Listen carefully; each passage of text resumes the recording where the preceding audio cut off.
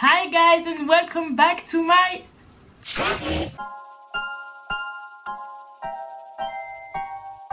I have always dreamed of doing the intro of my videos in English. Speaking English is one of the things I'm literally obsessed with. One of my biggest dreams is actually to go live in an English country so it becomes my everyday language. Vu que ce n'est pas encore le cas, j'ai décidé qu'on va rester un peu humble et que j'allais vous faire une vidéo où je vous explique comment j'ai fait pour apprendre à parler anglais.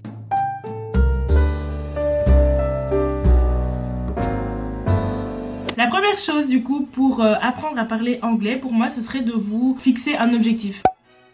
En commençant à apprendre à parler anglais, mon goal ultime c'était de pouvoir dire tout ce que j'avais envie de dire. Et aussi je voulais pouvoir être capable de comprendre tout, que ce soit des accents bizarres, que ce soit l'anglais de base, que ce soit l'anglais qu'on nous donnait à l'école. Enfin je voulais être capable vraiment de comprendre à 100% quand j'entendais à apprendre de l'anglais. À partir de là, j'ai su exactement où je voulais aller et j'ai pu du coup commencer à foncer et à mettre des choses en place pour atteindre cet objectif. Le deuxième conseil que j'ai envie de vous donner pour apprendre à parler anglais, c'est d'essayer de le voir non seulement comme une langue, mais surtout comme une entité à lui-même, parce que l'anglais fait partie d'une culture, vous voyez. Et ça en fait c'est un conseil que j'ai envie de donner pour toutes les langues en général.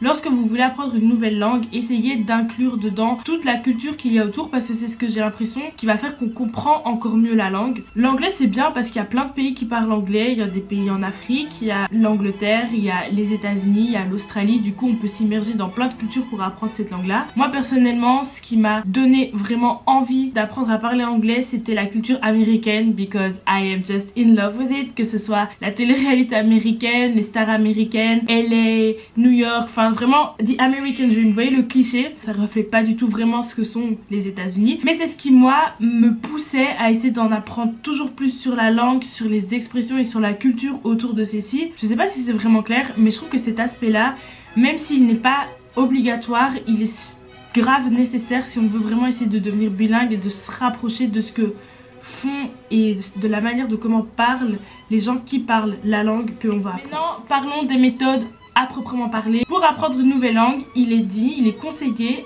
d'être immergé au moins 2 heures par jour. Sachant que des cours de langue classique à l'école c'est 4 heures semaine, ça vous fait moins d'1 heure par jour. Vous comprenez que pour apprendre une nouvelle langue, il va falloir faire des efforts pour essayer de s'immerger un maximum dans la langue. Il y a plusieurs méthodes moi que j'avais mis en place pour essayer d'être le plus en contact au quotidien avec la langue. La première chose que j'avais fait c'était de switcher mon téléphone en anglais.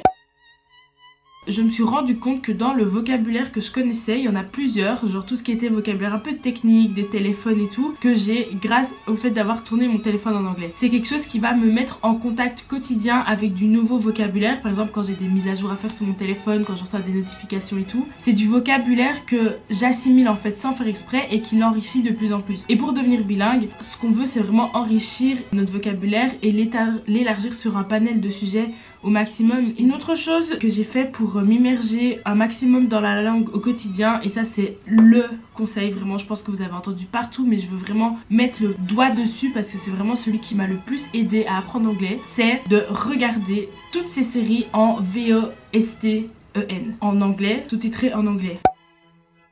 Le VOSTFR, je veux déconstruire une connaissance tout de suite, ça sert à rien. Le cerveau est physiquement incapable d'écouter une langue et d'en lire une autre en même temps si nous ne sommes pas 100% bilingues dans les deux langues. Ça veut dire que automatiquement le cerveau va se concentrer sur la chose qu'il a le plus facile de faire. En l'occurrence entre écouter une langue étrangère ou lire une langue connue, le cerveau aura tendance à choisir de lire la langue connue. Ça veut dire que regarder vos séries en anglais avec les sous-titres en français, ça va juste vous permettre d'apprendre à lire le français plus rapidement. Peut-être que vous allez attraper l'un ou l'autre mot au fur et à mesure du temps parce que vous aurez l'habitude de les entendre. En gros c'est comme si vous étiez en cours et que vous étiez en même temps sur votre téléphone. Je vous assure, pour l'avoir fait, j'entends rien du tout de ce que le prof dit. Même si je l'entends, j'écoute pas et du coup j'assimile rien du tout de ce qu'il dit parce que je suis concentrée à lire ce que je vois sur mon téléphone. C'est exactement la même chose avec les séries. Au début vous risquez de ne rien comprendre, en tout cas moi c'était mon cas. Quand j'ai commencé je comprenais rien. Du coup je me suis dit ok, on va retourner à la base. Je regardais en parallèle une série pour enfants, c'était Mia et moi parce que j'aime trop. Du coup le vocabulaire était plus facile facile, le débit était plus lent et les images sont ultra explicites. Du coup ça m'a aidé dans un premier temps à bien comprendre, etc.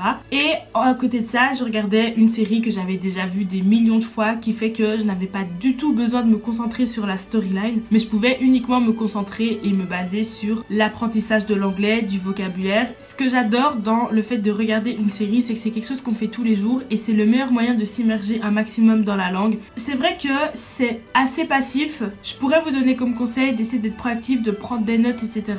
Mais je vous avoue que à ce stade, on veut juste s'immerger un maximum dans la langue parce que ça... flemme. En tout cas moi je le faisais pas, mais c'est vrai que quand je regardais mes séries, c'était activement que j'essayais de comprendre ce qui se dit et que je lisais vraiment le dialogue des gens pour, comment dire, m'habituer à la langue. Pour vous donner une idée, je veux vraiment pas vous vendre du rêve, c'est seulement après je dirais 1 an à regarder tout avec les sous-titres que je suis arrivée au stade où je comprenais à 100%, mais au début je galérais de ouf et c'est à la limite si je comprenais ce qui se disait. Étant donné que là on a la partie immersive, la partie où vous entendez et vous lisez de l'anglais au quotidien, on veut pratiquer l'anglais. Pour ça, le conseil que je vais vous donner, il est un petit peu, comment dire, il s'agit de se parler tout seul à soi-même.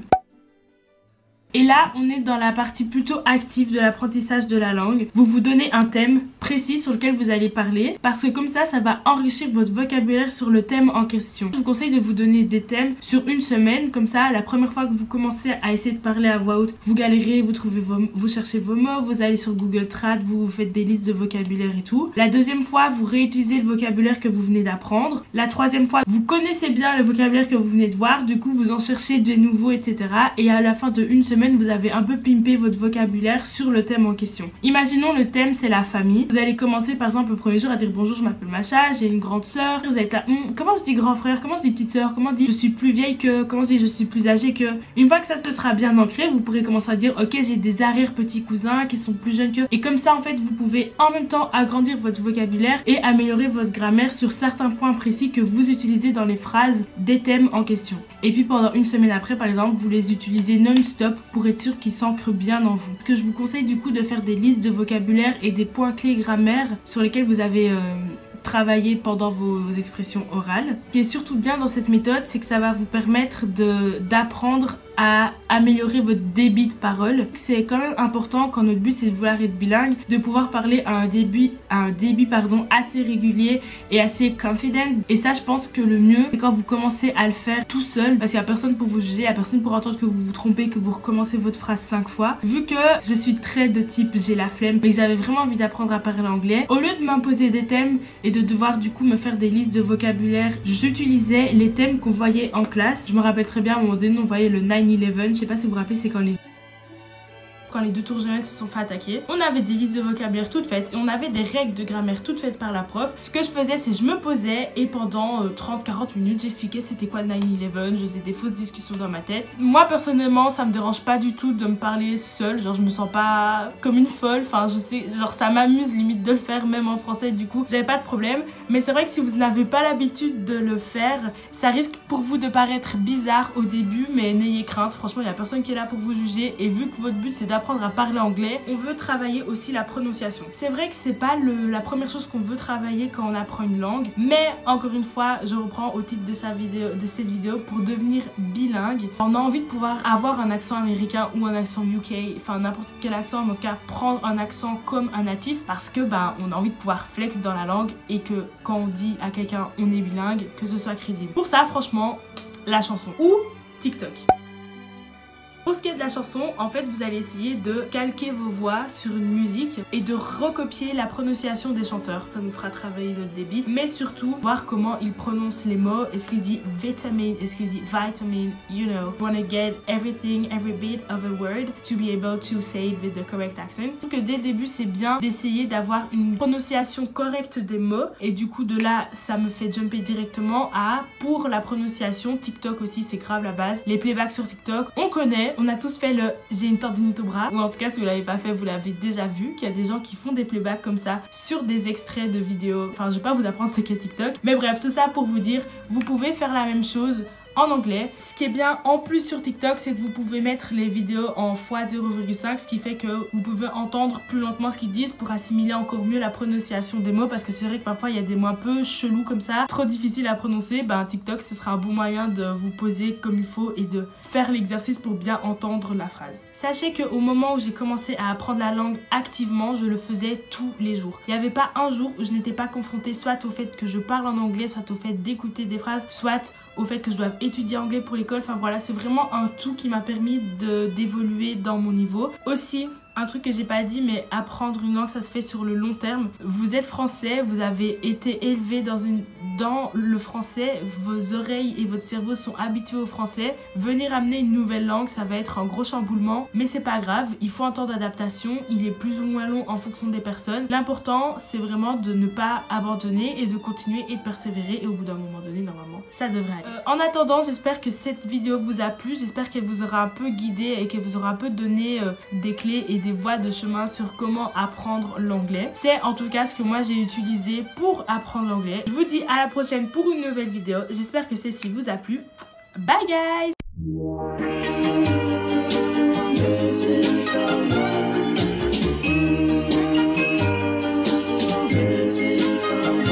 Missing someone